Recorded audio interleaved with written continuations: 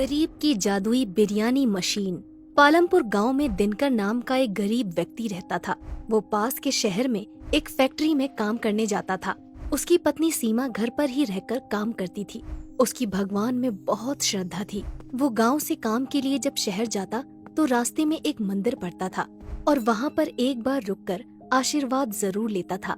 दोनों गरीबी से बहुत जूझ रहे थे। कभी कभी तो उनके यहाँ खाने को एक अन्न का दाना नहीं रहता था। फिर एक दिन उन पर दुखों का पहाड़ टूट पड़ता है। शहर की फैक्ट्री बंद हो जाती है। अब दिनकर के पास करने को कुछ नहीं था। सीमा, अब हमारा क्या होगा? मुझे तो लगता है ये भूख ही एक दिन हमारे प्राण ले लेगी। चिंता क्यों करते हो जी? ऊपर वाला है ना, वो हमारी कुछ न कुछ जरूर मदद करेगा। हे ऊपर वाले, कुछ तो हमारी मदद कर। आप भी ना जब देखो भगवान से मांगते ही रहते हो। अब ये देखो, भगवान को दीपक लगाने के लिए तेल ही नहीं है। अब मैं क्या करूं? अरे अपने जो खाने का तेल है ना, उसी से लगा दो। पर फिर हम लोग क्या खाएंगे? तुम भी ना सीमा, तुम ही तो कहा करती हो कि ऊपर वाला हमारी मदद करेगा। ऐसा कहकर दोनों हंस पड़ते हैं। भगवान उन दोनों की इस आराधना से प्रसन्न हो जाते हैं कि उन दोनों के पास जब खाने को कुछ नहीं है तब भी उनकी भक्ति में कोई कमी नहीं आई। भगवान रात को ही उपहार स्वरूप उन्हें बिरयानी बनाने की मशीन देते हैं। अगली सुबह सीमा जब अपने घर का दरवाजा खोलती है तो बाहर बिरयानी बनाने की मशीन मिलती है। वो फटाफट दिनकर को बुलाकर लाती है। अजी देखिए, देखिए तो बाहर क्या है। दिनकर उठता है और बाहर जाता है और खुशी से झूम उठता है और कहता है, अरे ये तो बिरयानी बनाने की मशीन है। वाह ऊपर वाले, तेरी लीला अपरंपार है। मैं ना कहती थी भगवान सबकी सुनता है। क्यों जी, हम बिरयानी बेचकर भी तो अपना व्यापार शुरू कर सकते हैं। अरे हाँ भाग्यवान, इसमें देर किस बात की। फिर दिनकर गांव के चौराहे पर बिरयानी बनाने की मशीन लगा लेता है। जहां वो मशीन में ऊपर से चिकन डाल रहा था और गरम गरम बिरयानी बाहर निकल जा रही थी। मशीन से बनी बिरयानी को चखने के लिए लोगों की बहुत भीड़ लग जाती है। सभी लोग मशीन से बनी बिरयानी खाने को लेकर उत्साहित होते हैं। दिनकर दुकान पर बिरयानी बेचते समय, आओ आओ गाँव वालों, आओ आओ गर्मा गर्म बिरयानी चख लो, मजे लूट लो, ले जाओ। आज तक कभी नहीं खाई होगी ऐसी स्वादिष्ट बिरयानी, पालमपुर की सबसे स्वादिष्ट बिरयानी। वो ऐसा कहता जाता और चिकन मशीन के अंदर डालता जाता। दिनकर की दुकान पर भीड़ बढ़ने लगती है। धीरे धीरे दिनकर के पास पैसा भी बढ़ने लगता है। वो नया घर बना लेता है। दिनकर अब दुकान पर काम नहीं करता। उसने दुकान पर काम करने के लिए नौकर लगा लिए थे। दिनकर की बिरयानी दूर दूर तक जाने लगी। फिर उसने बिरयानी के दाम भी बढ़ा दिए थे। एक दिन जब दिनकर चिकन डालकर गरम गरम बिरयानी निकाल रहा था, तभी एक गरीब आता है और उससे बिरयानी मांगता है। पर वो बिरयानी के दाम सुनकर चौंक जाता है। अरे बाप रे, इतनी महंगी। दिनकर कहता है, दिनकर की बिरयानी किसी गरीब के लिए नहीं है। खाना है तो खाओ वरना चलते बनो। ना जाने कहां कहां से चले आते हैं। बिरयानी खाने की औकात नहीं है और चले आते हैं मुंह उठा के। ऐसा मत कहो दिनकर, तुम भी तो एक गरीब थे। गरीब था मूर्ख, अब नहीं हूँ। वो दिन बीत गए हैं। अब चलता बन यहाँ से, जबान मत लड़ा। आज तुम एक गरीब का मजाक बना रहे हो, पर याद रखना दिनकर, ये तुम्हें बहुत भारी पड़ेगा। तुम्हें मेरी बद्दुआ है कि तुम जहाँ थे वहीं दोबारा पहुँच जाओगे। तुमने आज एक गरीब का दिल दुखाया है। अरे ओ चल चल निकल यहाँ से। दिनकर ने अब पूजा पाठ करना भी बंद कर दिया था। क्यों जी, आजकल आपने पूजा पाठ क्यों बंद कर दिया? सीमा, तुम तो जानती ही हो मैं कितना व्यस्त रहता हूँ। आजकल इन सब चीजों के लिए समय ही कहाँ है। भगवान मेरे से वैसे ही बहुत खुश है। तुम देख तो रही हो ना, लक्ष्मी माता की कृपा कितनी है हम लोगों पर। आज हमारे पास क्या नहीं है? घर है, जमीन है, दुकान है, काम करने के लिए नौकर भी हैं। भला भगवान की कृपा नहीं है तो ये सब क्या है? तुम बिल्कुल फिक्र मत करो सीमा, भगवान मुझसे बहुत खुश है। ऐसा नहीं है जी, व्यस्त तो हम सभी रहते हैं, पर हमें भगवान को कभी नहीं भूलना चाहिए, क्योंकि ये सब तो उन्हीं का दिया है ना। सीमा, अब तुम मेरा दिमाग मत खाओ। मुझे मत सिखाओ कि मुझे क्या करना चाहिए। तुम खाना लगाओ, मुझे खाना दो। कल वैसे भी बहुत काम है। ठीक है जी, जैसा आपको उचित लगे। मैं तो बस कहने से रही।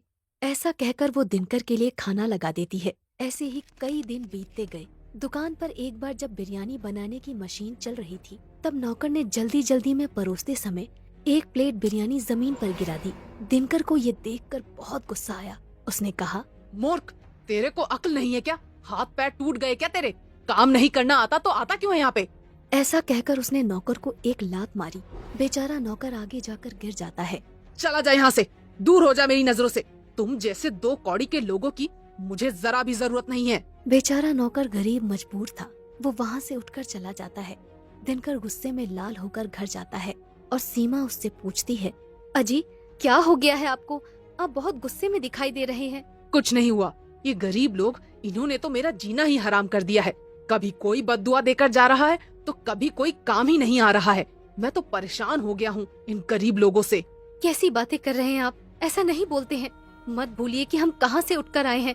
आप भी इन्हीं लोगों की तरह मजदूरी करने जाते थे। अब तुम मत शुरू हो जाओ सीमा। कहाँ से उठकर आए हैं, कहाँ से उठकर आए हैं? हर कोई मुझे यही बात याद दिलाता रहता है। मुझे भी पता है कि मैं कहाँ से उठकर आया हूँ, नहीं भूला हूँ मैं। पर क्या अब भी ऐसी ही जिंदगी जीता रहूं? अमीर हूँ, अमीर की तरह रहूंगा। ऐसा कहकर दिनकर सोने चला जाता है। अगली सुबह दिनकर दुकान पर जाता है और मशीन चालू करता है और ऊपर से चिकन डालना शुरू करता है। पर ये क्या, वो देखता है कि बिरयानी बनकर निकलती ही नहीं है। बाहर ग्राहक भीड़ लगाकर खड़े रहते हैं। बिरयानी लाओ भाई। अरे दिनकर भाई, बिरयानी लाओ। अरे भाइयों सब्र रखो, पता नहीं आज ये बिरयानी की मशीन क्यों नहीं चल रही है। दिनकर फिर मशीन चालू करता है पर मशीन फिर भी चालू नहीं होती है। दिनकर मशीन ठीक करने वाले मिस्त्री को बुलाकर लाता है। एक मिस्त्री मशीन ठीक करने आता है। दिनकर मिस्त्री से कहता है, अरे मिस्त्री भाई जरा देखो ना, कहीं कचरा तो नहीं फंस गया। मिस्त्री पूरी मशीन की जांच पड़ताल कर लेता है पर उसे कहीं भी कोई भी खराबी नहीं मिलती। मिस्त्री थक हार कर वहाँ से चला जाता है। आज इसमें ऐसा क्या हो गया है, ये चल क्यों नहीं रही है?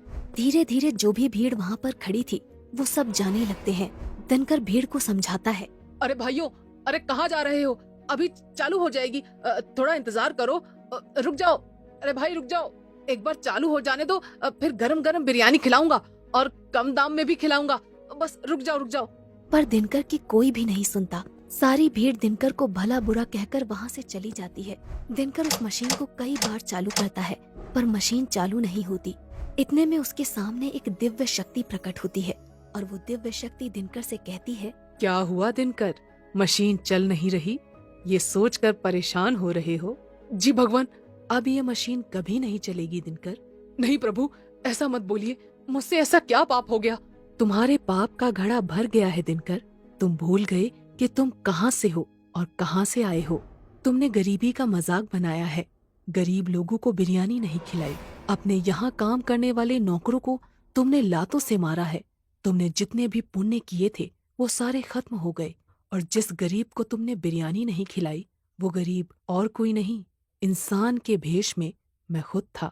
मुझे माफ कर दीजिए प्रभु, आगे से ऐसी कोई गलती नहीं होगी, कभी नहीं होगी। मैं कभी किसी गरीब का मजाक नहीं बनाऊंगा और मुफ्त में गरीबों को बिरयानी खिलाऊंगा। पर मेरी मशीन वापस चालू करवा दीजिए। अब मेरे हाथ में कुछ भी नहीं है दिनकर, सब तुम्हारे कर्मों का फल है। तुमने घमंड किया, इसकी कीमत तो तुमको चुकानी पड़ेगी। ये सब तुम्हें पहले सोचना था। ऐसा कहकर दिव्य शक्ति वहाँ से गायब हो जाती है। दिनकर फूट फूट कर रोने लगता है और कहता है, हे प्रभु, मुझे माफ कर दीजिए प्रभु, मेरी आंखों पर घमंड की पट्टी बंध गई थी। हे प्रभु, हो सके तो मुझे माफ कर दीजिए। दिनकर के वापस गरीबी के दिन आ जाते हैं। वो वापस एक कुटिया में आ जाता है और वापस अपना जीवन गुजारने के लिए मजदूरी करने इधर उधर निकल जाता है। दिनकर का घमंड उसको ले डूबता है। इसलिए कहा जाता है, कभी घमंड नहीं करना चाहिए।